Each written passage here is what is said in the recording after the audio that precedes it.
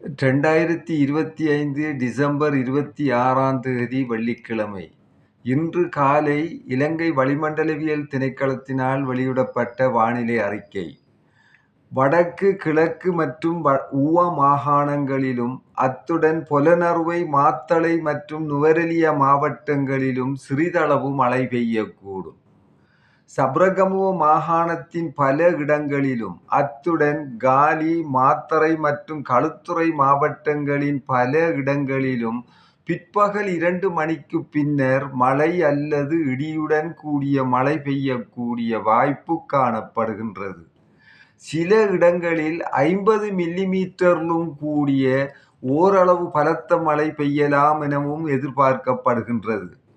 மத்திய மலைப்பிராந்தியத்தின் கிழக்கு சரிவுகளிலும் வட மாகாணத்திலும் அத்துடன் ஹம்பாந்தோட்டை மற்றும் மொனராகலை மாவட்டங்களிலும் மணித்தியாலத்துக்கு சுமார் 40 கிலோமீட்டர் வேகத்தில் அடிக்கடி ஓரளவு பலத்த காற்று வீசக்கூடும்.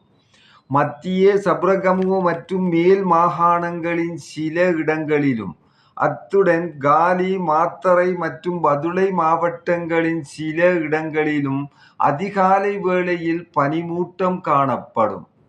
பலத்த காற்றும் மின்னல் தாக்கங்களும் ஏற்படக்கூடிய சந்தர்ப்பங்களில் பொதுமக்கள் அவதானத்துடன் செயற்படுமாறு கேட்டுக்கொள்ளப்படுகின்றனர்.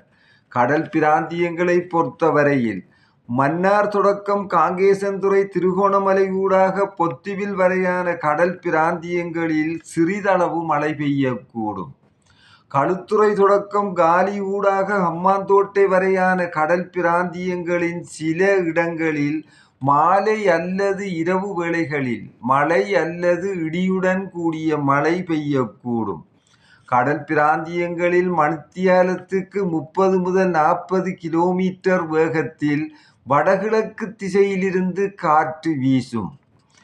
கொழும்பு தொடக்கம் புத்தளம் ஊடாக காங்கேசன்துறை வரையான அத்துடன் மாத்தறை தொடக்கம் ஹம்பாந்தோட்டை ஊடாக பொத்துவில் வரையான கடல் பிராந்தியங்களில் மணித்தியாலத்துக்கு 45 முதல் 50 கிலோமீட்டரிலும் கூடிய வேகத்தில் அடிக்கடி காற்று அதிகரித்து வீசக்கூடும்.